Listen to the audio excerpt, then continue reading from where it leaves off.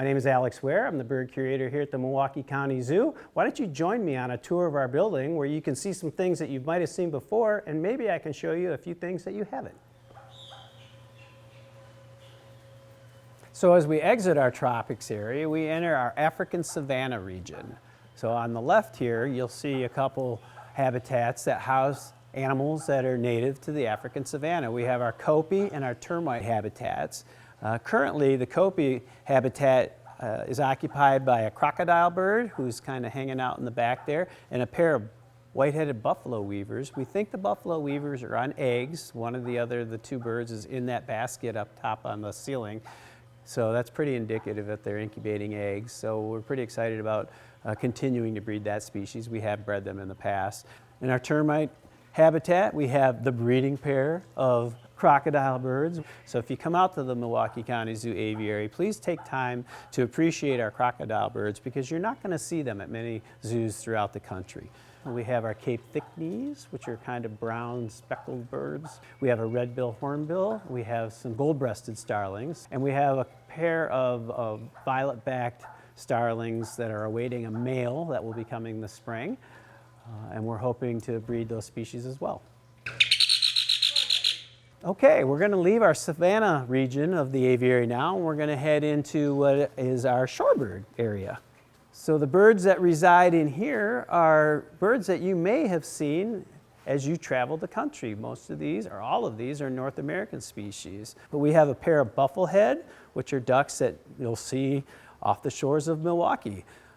We have a pair of American avocets as well as a pair of black-necked stilts. We've bred the black-necked stilts very successfully in the past. In fact, I think we've had close to a dozen offspring come through our zoo that now live in various institutions throughout the country. We're still working on our American avocets. They're a relatively new pair. They've been here for a couple years. One of the interesting things about this habitat is the three species that are represented here all have different feeding styles, and you can tell what those feeding styles are based on the shapes of their bills. The ducks are divers, so like many other ducks, they'll dive to feast on their food underwater. The avocets have a recurved bill, which means their bill is actually curved upwards, and it's actually part of their scientific name, Recurvistra americana.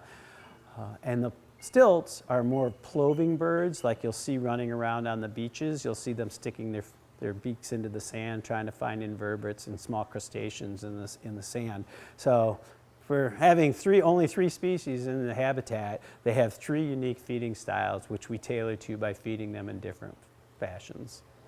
So while the birds in the shorebird habitat will captivate you and take most of your attention, as you come around the corner towards the end of the building, we do have some really large graphics that the kids love to interact with. This one talks about different wing sizes with the birds and how they fly based on the sizes of their wings. And then over on the other side of the hallway, we have another graphic that explains some of the musculature involved and some of the aerodynamic needs that go into bird flight. And also talk about how different birds fly and some don't, like ostriches and penguins. So we're coming to the end of the building. We have three more habitats here before you exit. This habitat on my right, we've called Guam in the past, but it kind of houses a little bit of everything. We use this habitat to house a lot of our offspring that can't necessarily live with its parents because the parents want them gone so they can make more babies. So a lot of the birds in this habitat are surplus and are slated to go out to other institutions in the near future. One of the last two habitats you'll see before you exit our building houses two large Rhinoceros Hornbills, which are native to Southeast Asia. So if you take the time to look at their habitat closely, you'll see a hole in their artificial tree here on the left that they are very interested in nesting in. The last habitat you'll see in the aviary before heading out currently has a pair of tawny frogmouse as well as a pair of masked lapwings. So the frogmouse can be kind of cryptic. They're nocturnal animals, crepuscular actually, and they're very camouflaged, so it takes time for people to find them, but they're usually off to the right here on a perch in the corner, and they're stumping. That's a behavior they actually do on purpose to blend in with the tree that they're perched in, so they are relatively inconspicuous. And while they look like owls, people think they're owls when they see them, They're actually insectivores, and they fly around with that big froggy mouth open, and they scoop up insects on the wing. I'd like to thank you for taking the time to escort me through the building while we toured our various habitats today. Hopefully I pointed out a few things that you can look for next time you get to visit, and we're hoping that's real soon.